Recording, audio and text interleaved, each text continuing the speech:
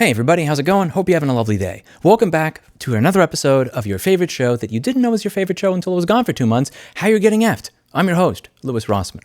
In today's show, we're going to be going over how Malaysians are getting effed, because on this show, we don't just focus on what's going on in the United States. I don't simply focus on the issues that address me. We focus on everybody who's getting effed, and trust me, there are enough people getting effed around the world for us to run out of hard drive space before people stop getting effed if I simply record a video every time it happens. So let's go over what I'm talking about here. This is something I talked about a few months ago, where the Malaysian Prime Minister was trying to ban public DNS servers, and we're just going to go over some of the reasons that he had tried to do that, and we're also going to go over what happened a few months later. So many people in the comments of this video were saying, why am I even commenting on this? Because the video came out after they already did an about face on what they were doing. People who do this type of shit, they're going to do it again.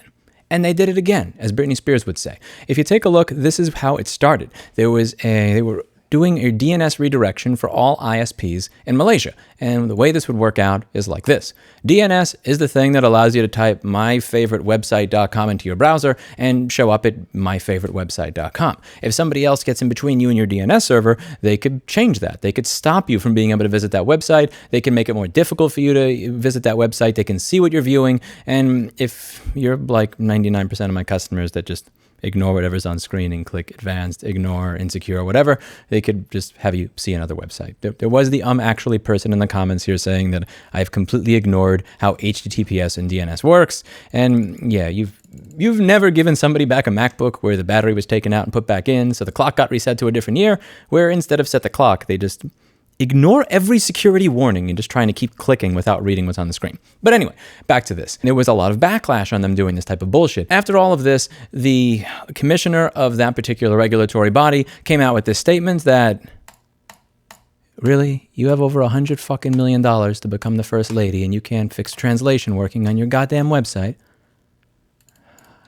Motherfucker.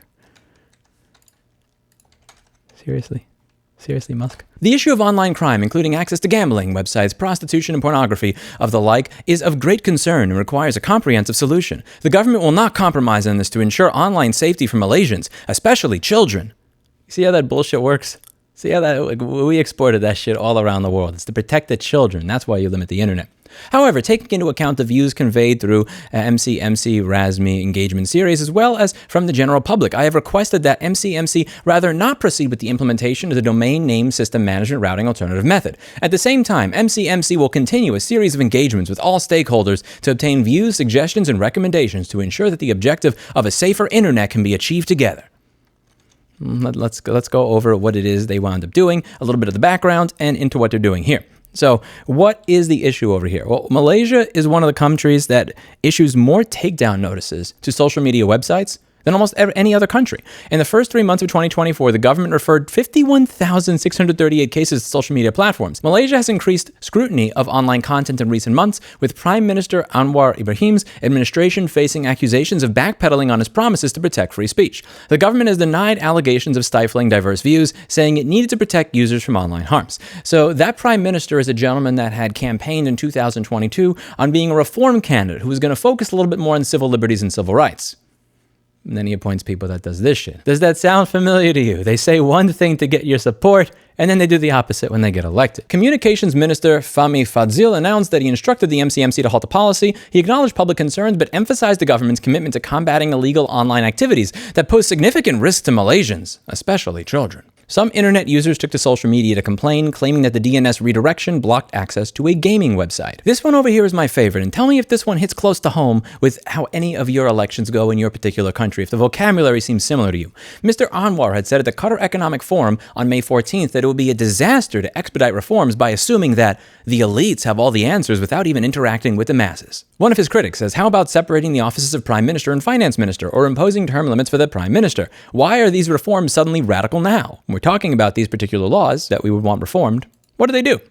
The laws outlaw speech deemed to incite unrest, racial or religious tensions, or insult the Muslim majority Malaysia's ceremonial Islamic royalty. There is no response yet to the government on the June 6 report. Should there be a response, it will likely be the oft-repeated need to control false content disseminated by organized groups to create unrest in the country, or provocative content that touches on the subject of the 3 R's: race, religion, and royalty. You are the Prime Minister.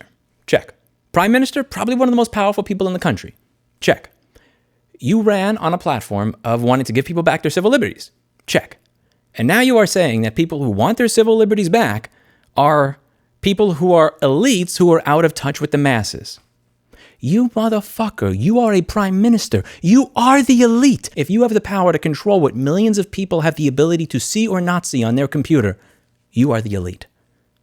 When you hear a politician blaming the elites for something, two things are usually true. They are the elite themselves. They're fucking you over and laughing about it, regardless of the country you're in. It's a pattern. Let's take a look at what it is that they actually got done recently. Government lawmakers got away with a narrow majority to give the Communications and Multimedia Act Amendment Bill passage after being surprised by the opposition's request for a block vote. Let's see what this thing actually does. We're going to read some of what we see in some of the complaints, and then we're going to see if they actually are complaints that are valid based on reading the text of the bill. I will include the text of it below because it was actually surprisingly difficult to find on their website. First part that I find interesting: suspension of content application service, aka giant online censorship.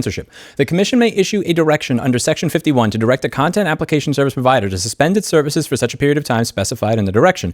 In any one of the following circumstances, the content application service provider has contravened any provision of Chapter 2 of Part 9, the content application service provider has breached any condition of its individual or class license relating to content, or the content application service provider has failed to comply with any instrument issued. A person who fails to comply with the written instruction of the Commission under this chapter commits an offense and shall, on conviction, be liable to a fine not exceeding 1 million ringgit or imprisonment for a term not exceeding 10 years.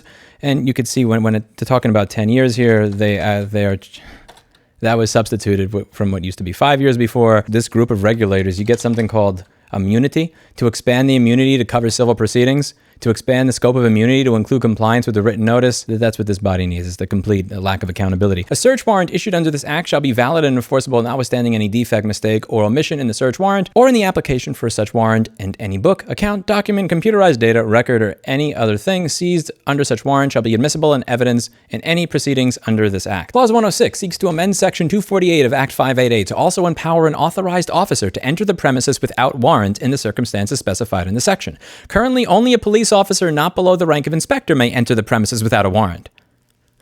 Great.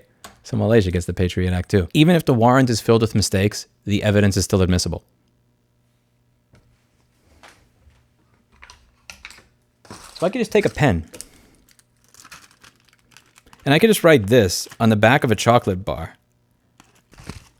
Tim Cook bad. Yeah, you can't see that. That's my warrant. Whatever evidence I just made up, I could put in a court of law anyway. The best part of this is that in addition to having all this bullshit where they have a precedent to be able to make up a phony warrant, to be able to break down somebody's door because they said something that you didn't like on IRC, you have this, which is in the original act. Section 3 of CMA of 1998 states, and I quote, "Nothing in this act shall be construed as permitting censorship of the internet." This is like Malaysia's version of shall not be infringed. It's right there. It's right there. And nobody cares. And this is the other thing that I just find so interesting here. This whole concept of the elite, of who the elite are. What is this law there for?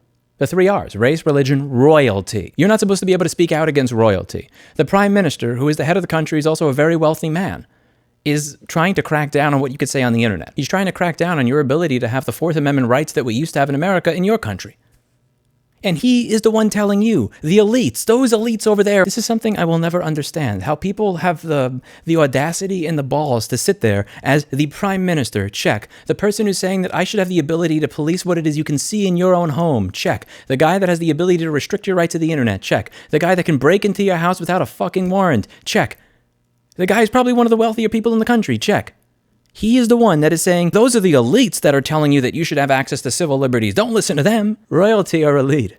Prime ministers are elite. People who have the power to control what I say on the internet, you're the elite, you prick. And you somehow manage to trick normal, average, everyday people into believing that you're not. That you're just folk. You're just one of them. There are people who watch my channel who may look at this and go, what happened in Malaysia? Like, how did they end up with laws where you get in trouble and can be put in prison if you criticize royalty? Take a look at the comments section of the first video that I did on that DNS law, where I went through those 19 articles that I had linked in the description and went through it in great detail. There were many comments where I was wrongly accusing people that were claiming to be Malaysian of being bots. I said, you're a bot, but I was wrong. They weren't bots. Those were individuals who wanted this. They asked for it. They believed it. and they voted for it. When something like this happens, it's not something that occurs because the leader showed up with 2 million troops behind him with bayonets and said, "Give me your civil liberties or else." Very often, it's a dude that shows up and says, "Hey, I'm just like you."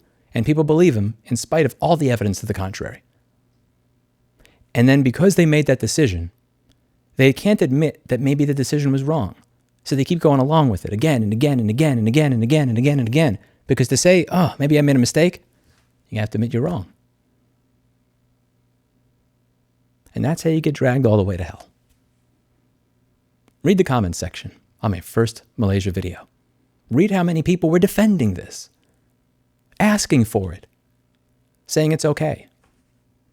It can happen anywhere. It can happen to you. Something to think about. That's it for today. And as always, I hope you learned something. Nothing in this act shall be construed as permitting censorship of the internet. Shall not be infringed. We write these things down for a reason. See you in the next video. Bye now.